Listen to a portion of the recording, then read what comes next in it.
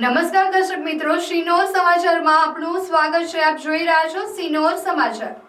શિનોર તાલુકાના સેવા સદન કચેરીમાં ફરજ બજાવતા હોમગાર્ડ જવાને શિનોરના કામિલભાઈ ખોખર દ્વારા મુલાકાતીઓના હાજરી રજીસ્ટરમાં ખોટી એન્ટ્રી કરી હોવાની જાણ લેખિતમાં શિનોર મામલતદારને કરતા ચકચાર મચી જવા પામી છે। તાલુકા મથક શિનોર ખાતે તાલુકા સેવા સદન કચેરી કાર્યરત છે। આ કચેરીના કામકાજ અર્થે આવતા અરજદારો માટે મુલાકાતીઓના હાજરી રજીસ્ટરમાં ત્યાં ફરજ બજાવતા હોમગાર્ડ જવાનો દ્વારા નોંધણી કરવામાં આવે છે।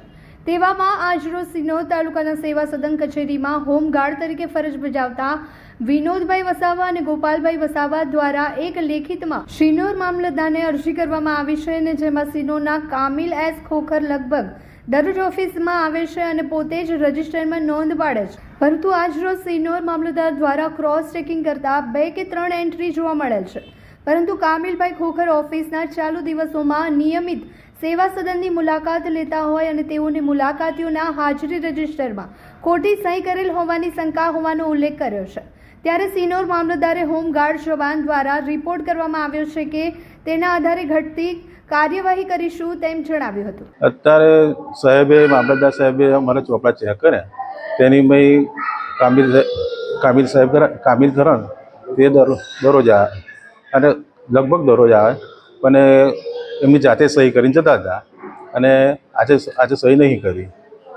આજરોજ કોના દ્વારા રજીસ્ટર ચેક કરવામાં આવ્યો? મામલતદાર સાહેબે જાતે ચેક કર્યું। તો શું એમના જવાબ આપ્યો કે જે બી પણ આવે તેમની બધોની સહી લેવાની। આજની તારીખમાં શું બનાવ બને છે? આ કામિલ આવ્યા અને આમ તેમ ફરી જતા રહ્યા, મારા નજરમાં ના આવ્યા, એમ છરકીને આમ ગયા આમ ફરીને ગયા જતા રહ્યા। આજની તારીખમાં સહી કરવામાં આવી છે કે નથી આવી।